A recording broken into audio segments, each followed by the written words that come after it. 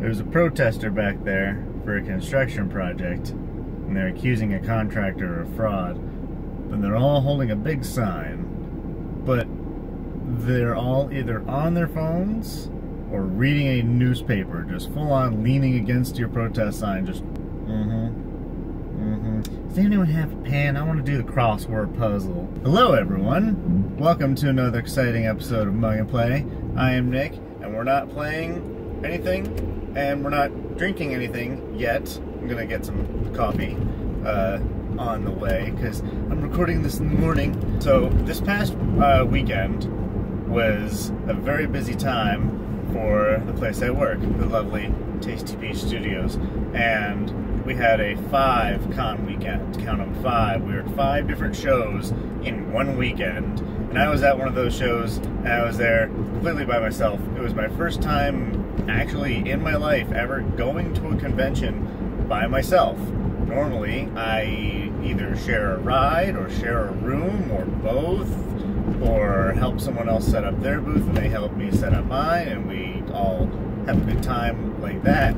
But nope, completely on my own, driving in the room, setting up the booth, working it, tearing it down, and going home. All that on my own. It was my first time doing that, so it was a little daunting. Each trip had its own issues here and there, all minor, but apparently mine takes the cake. So, because we were at 5 different shows, our inventory and our supplies for booths was kind of spread thin. We either had to buy some new stuff, or people had to leave with a little bit less stuff. And so one of the things we have is wigs, and they require little styrofoam mannequin heads to be displayed, and little hooks to hang them on the grid wall that we use to set up the booth. So I got 25 heads, but I realized I only had 15 hooks. And so I responded the way anyone would, was by shouting, "Motherfucker!" And realized I was about 10 hours away from home at this point, so I couldn't just turn around and go back and get them. So I had to improvise, and I was racking my brain, and I couldn't figure it out. And then I get into my hotel that night, and I check for stores that sell store supplies, because I had tried Hobby Lobby, and to no avail, because I thought, oh, we bought the heads there, we could buy the hooks there, and they're like, no, we don't have those. I'm like, well, will you sell me your hooks? And they're like, no, we don't have any way to ring it up. I'm like, damn it, still out of options. And so I Google a place that sells store supplies, and as luck would have it, I found one, and it was in the same city that my convention was. So I checked their online reviews of the place that I found, this store supply place, and they're not good. I think they had like 37 reviews, and I think their average rating was about a 2-star. So that should have been my first red flag. But I checked the reviews, and all the negative reviews pertain to shipping. They're like, oh, I ordered this, you said it'd be here in 2 weeks, it's been 3 months, and they're like, no, whatever. And so, but I'm like, all right, well, the thing I have to pick up is there, and I checked their website, it's in stock, and not only is it in stock, it's cheap. And so I can just go there and just pick it up. I don't have to worry about shipping, it's a non-issue. So I think, all right, well, it's 2 hours away, I have 2 hours left in my drive, and then I'm there, and if I leave at 8, I can get there by 10:30 with traffic. I don't have to be at the loading dock for this con till 12, between 12 and 1. There's plenty of time to get the stuff, get out, get some food, and just get on with the show. And so I get there, and as I'm getting there, I'm realizing I am getting more and more off the beaten path. I'm going under underpasses and over train tracks and down, you know,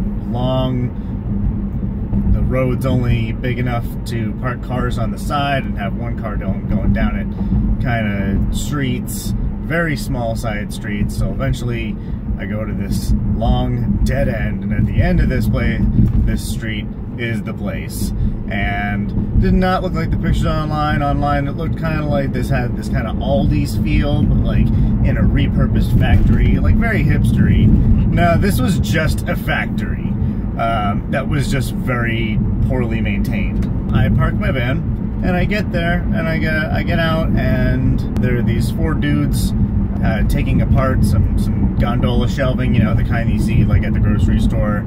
And they're just taking that apart and laying out parts, and they're wearing face masks to protect from dust. And they all see me, and they all stop what they're doing and just kind of look at me, but not in that way of like, oh, a customer. More in that way of like, are you a cop? And I'm like, hi, I need a part for my store. I need a little wig hook. And they realized I'm just looking for parts. And they're like, oh, go to the office. One of them's like, just go over there in the office. And it's funny because it was like one of those, like, it's a door right next to a garage door, and the garage door is open, but I still went through I opened up the door next to it, and rather than just going around, I don't know, I was nervous. And, you know, inside there's a dog walking around, just dragging a leash, so that was a nice touch.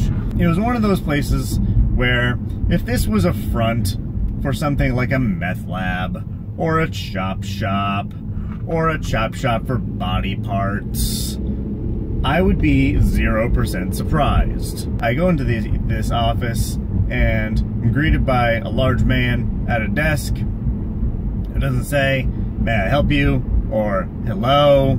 Just looks at me and goes, yeah. And I'm like, oh, I explain what I need, and he's like, oh, you have to order that online. I'm like, oh, but I mean, I'm here, I could order it. He's like, no, you have to order it online. Basically, he was telling me that he was not allowing me to go any further into this warehouse that was just stacked floor to ceiling, stem to stern, with just disassembled store shelving. Or at least, I don't know. That's all I saw. So I'm like, I'm starting to realize that I should probably not be here. So I notice standing behind me is another one of the dudes from outside, and he's now standing between me and the only exit.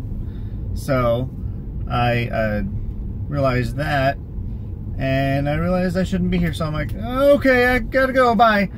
And I basically said, you know, all right, I basically said thanks anyway, and I just booked it. And so I went back to my van.